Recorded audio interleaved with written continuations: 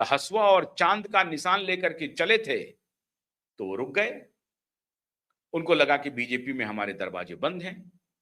सोचा कि कांग्रेस की तरफ चला जाए। कांग्रेस की वहां पर संगठन की स्थिति देख करके श्रीमान ऋतव्रत बनर्जी ने विचार बदल लिया।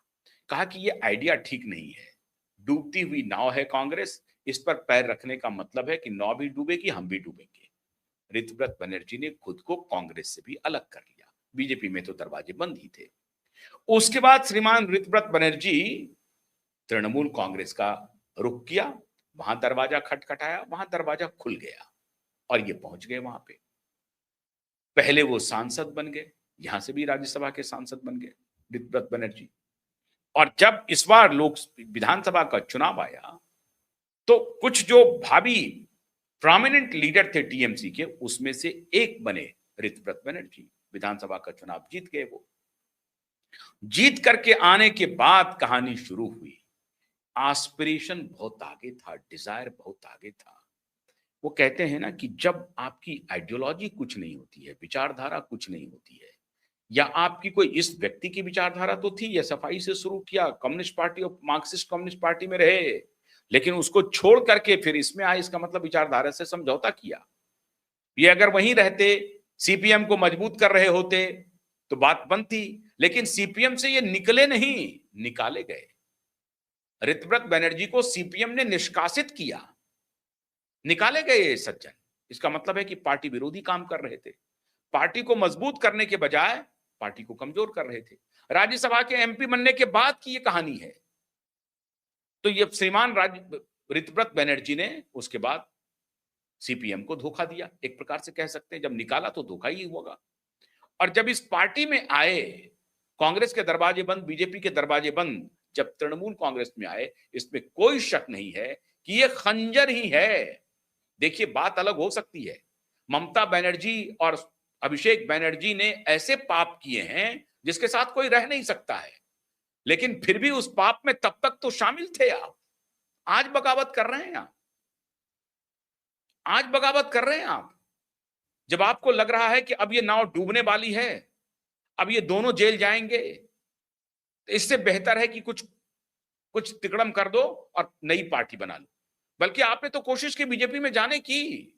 आज भी श्रीमान शुभेंदु अधिकारी की प्रशंसा करते हुए थक नहीं रहे हैं। कह रहे हैं बड़े भाई शुभेंदु जी बहुत अच्छा काम कर रहे हैं, डर से कह रहे हैं। और इनके साथ जो बाकी विधायक है, उसमें मुस्लिम विधायकों की भी संख्या कम नहीं है। वो सारे इनके गैंग में आ गए, क्योंकि उनको लगा, इनके गैंग में क्यों आए?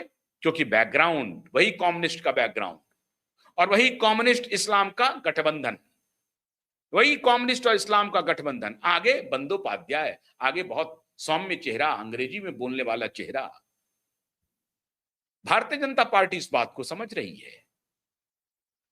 तो श्रीमान ऋतव्रत बनर्जी ने यहां पे ये देखा कि अब ये पार्टी डूब रही है, यही मौका है जब अपना करिश्मा खंगालो। और ये शुरुआत स्टूडेंट यूनियन के जमाने से ही है। स्टूडेंट पॉलिटिक्स से ही श्रीमान ऋतव्रत बनर्जी में यह काबिलियत है कि अपना रास्ता बनाया कैसे जाता है। तो उन्होंने अपना रास्ता बना लिया। रास्ता में दिख गया कि ये जो रास्ता है, हमें अब लंबी दूरी तय नहीं करा सकता है। किसका रास्ता? ममता बनर्जी और अभिषेक बनर्जी का रास्ता। अभिषेक बनर्जी के मातहत हम काम नहीं कर सकते। शुद्ध ईगो की टकराहट है। अभिषेक बनर्जी इनसे छोटे हैं, वैसे तो बहुतों से छोटे हैं, लेकिन इनको गवारा नहीं हुआ। ऋतव्रत बनर्जी को गवारा नहीं हुआ। उनको लगा कि अरे, हम तो पढ़ाई लिखाई करके आए हैं, हम तो सीपीएम से आए हैं, हमारा संगठन पे बड़ा मजबूत पकड़ रहता है। आखिर हमने सीपीएम में अपनी सेवा दी है, सफाई में अपनी सेवा दी, हम अपने कीमत पर आए हैं, अपने बल पर आए हैं, मेरी अपनी औकात है, मैं इनकी बात क्यों सुनूं? ईगो क्लैश वहां से शुरू हुआ। और जब ये ईगो क्लैश हुआ, तो उनको मौका मिला, यही मौका है। और फिर उन्होंने ये खेल शुरू किया। और उसके बाद इनको पीछे से समर्थन मिलना शुरू हुआ काकोली घोष, दास्तीदार का। इस बारे में मैं कल बता चुका हूं। अब ये श्रीमान ऋतव्रत बनर्जी चाहते क्या है?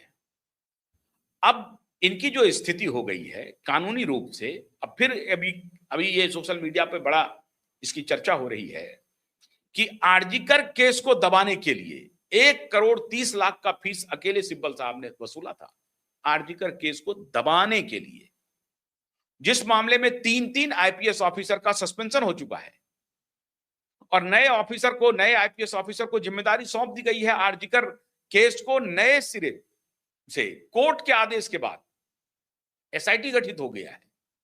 कोर्ट ने खोल दिया है आरजीकर केस को और वो जल्दी उसकी रिपोर्ट भी आ जाएगी। एसआईटी गठित है ऑफिसर के नेतृत्व में और उसकी जांच शुरू हो गई है। लेकिन आरजीकर के मुद्दे को दबाने के लिए ममता बनर्जी सरकार ने सरकारी खजाने से 1,30,00,000 का फीस दिया श्रीमान किनको, सिब्बल साहब, और न जाने कितने फीस गए हैं सिब्बल साहब को और सिंघवी साहब को। ये दोनों मिलकर के ममता बनर्जी के भतीजे अभिषेक बनर्जी को बचाने के लिए क्या क्या गुल नहीं खिलाए। जब श्रीमान चंद्रचूड़ थे जज, तो उनके साथ मिलकर के कहिए या जैसे भी कहिए, लेकिन उन्होंने जो फैसले दिए थे, जब स्टे लगा था ईडी का के ऊपर कुछ दिन के लिए स्टे लगा और उसके बाद जैसे ही वो हटा, जब वहां पे छापेमारी हुई तो 65 करोड़ रुपए कैश पकड़ा है।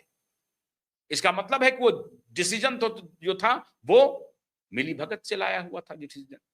किसी भी तरीके से अभिषेक बनर्जी को बचाने की प्लानिंग चल रही थी और उसमें श्रीमान अभिषेक मनु सिंघवी जी हों या कपिल सिब्बल जी हों, वो इनके साथ खड़े थे और इसीलिए अभी कपिल सिब्बल जी को लग रहा है